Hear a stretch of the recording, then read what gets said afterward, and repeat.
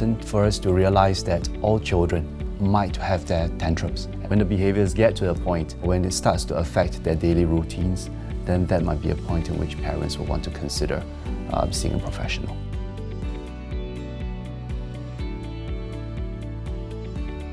The most common reason why parents bring their children to see a professional is usually for delays in speech and communication.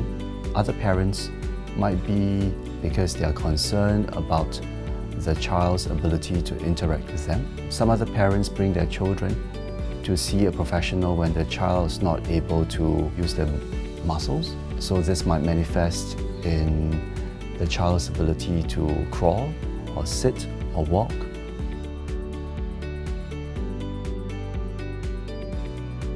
If mothers go for developmental screening before the child is born. Some developmental conditions can be identified. Children with genetic conditions or children with congenital developmental issues. Some other developmental conditions, they emerge over time.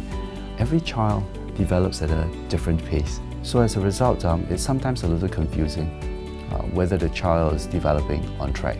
All children who are born in Singapore would have a health booklet. Within the health booklet, there would be developmental milestones. When the child fails to reach a few of these milestones, that might serve to be a red flag for parents. Conflicts with family are something that many parents experience. It is also not uncommon for there to be arguments between the father and the mother, especially when parents have different views over how to best support the child. There is the immediate issue of how to cope with the here and now. Parents sometimes have to put in extra time to support their child. Parents can also have longer-term concerns over how to support the child in terms of physical care and or financially.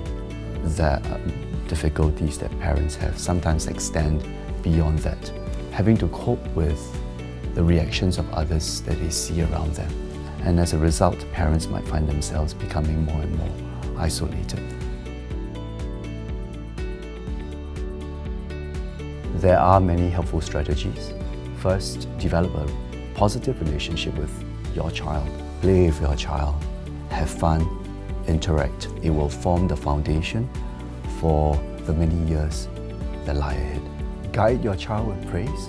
When we are descriptive with our praise, children start to get a sense of what they have done well. For example, wow, you managed to walk by yourself without me holding onto your hands. With some children, they can grow and develop and learn things very fast. With some other children, it takes a little while to see their development. But in all cases, we can always celebrate. Children thrive when they grow up in environments which are predictable. So this predictability can come in terms of us interacting with our children in a consistent pattern. Finally, I think it's important for parents to plan for the long term. Parents need to be able to pace themselves out. The amount of energy that they have, and sometimes the finances need to be able to be planned so that it's stretched, so that the support that is provided is consistent and can be sustained.